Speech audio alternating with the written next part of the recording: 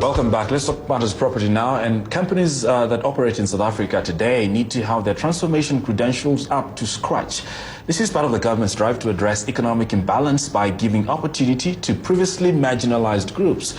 Here to look at the state of transformation in the property sector is Vuyiswa Mutshekwane, who's the CEO of South Africa's Institute of Black Property Practitioners.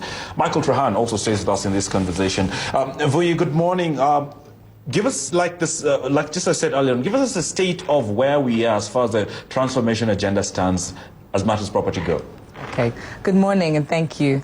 So, as the South African Institute of Black Property Practitioners, our position is that we are not seeing the fast rate of transformation that's required to be happening at this stage in our 22-year young democracy. 22 years later, we have a situation where less than 5% of the commercial property sector is owned and managed by black-owned companies. We have a 6 trillion rand industry. We have a government that is spending billions every year on procurement and leasing, and that is spent still on only 20 companies, of which, again, less than 5% are black-owned. We have a residential sector that is worth over 3 trillion rand, and still we are not seeing critical mass of people owning and playing in the commercial and residential property space. When I say people, I mean particularly black-owned entities. Vuyiswa, great to be in studio with you. Two questions. What is the goal? What is the sort of the breakdown? Is it you want property sector to mirror our demographics, I'm assuming, is the first question. And the second question is, how do we get there? How do we get access? How do we get finances to the people that need it to then access the property sector? Yes, so I think that, number one, I think that would be the absolute utopia, to have an economy that is actually representative of our demographic in this country. We have a population that's more than 80% black. We have a population that is 52% female, yet we have an economic landscape that presents a much different picture. So ideally, that would be best case. But we are saying at this point, let us at least be bold. Let private sector be bolder in their commitment to seeing transformation. Currently, according to the BBBE requirements, private sector major listed entities like the ones in this building are required only to contribute 3% of their net profit after tax to enterprise development. And yet we speak about small businesses.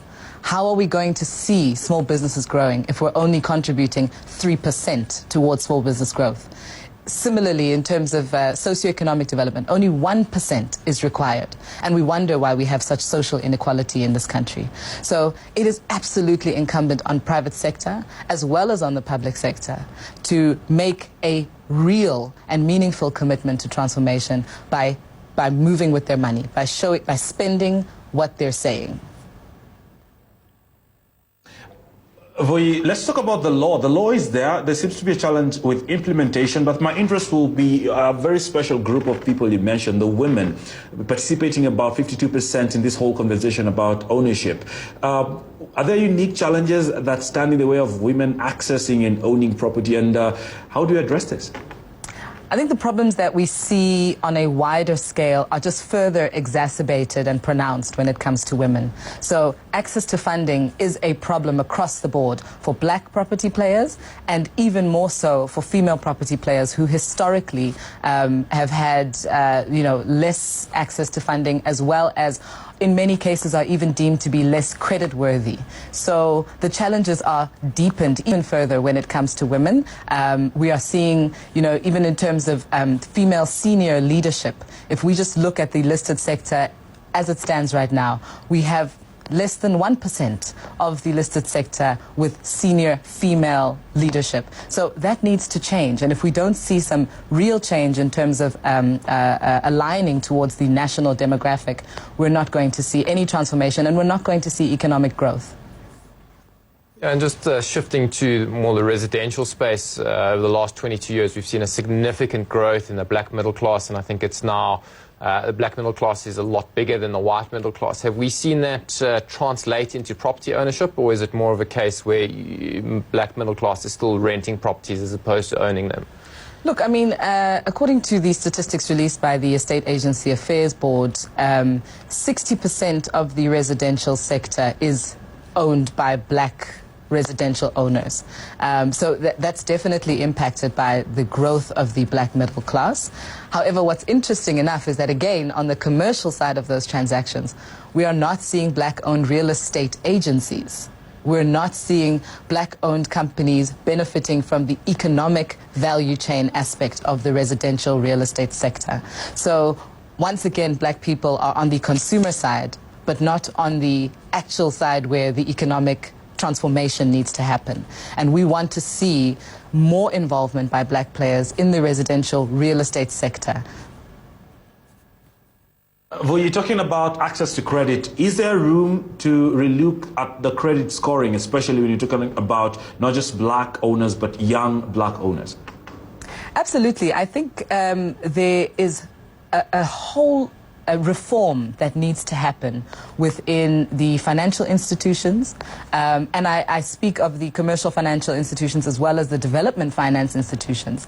This idea of the measures that are currently used at this stage in terms of determining creditworthiness are just not suitable for our economic landscape and as well as historically where we come from.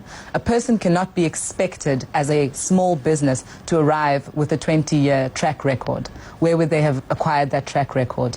A young black person starting a business or engaging in the property industry cannot be expected to have all manner of collateral and guarantees. Where would they have acquired those guarantees and collateral? So it is absolutely necessary for all the key stakeholders in the financial sector as well to come on board and demonstrate that they're online with the transformation project. Thanks, Vuyi. We leave it there.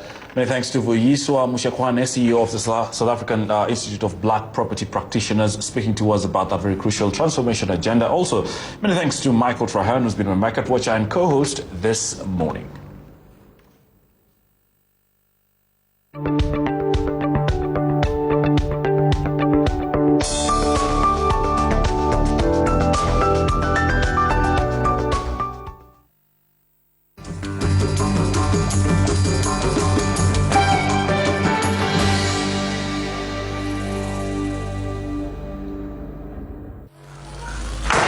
You're hot is this hot, and you're big, this big. When you're deep is this deep, and you're busy, this busy. When you live in a place of possibility, when you're driving Africa's growth, you never stop moving forward. Standard Bank, moving forward.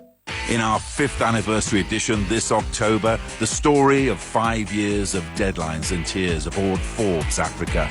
Billionaire Femi Otedola's worst day, how they're likely to build a bonfire in Zimbabwe.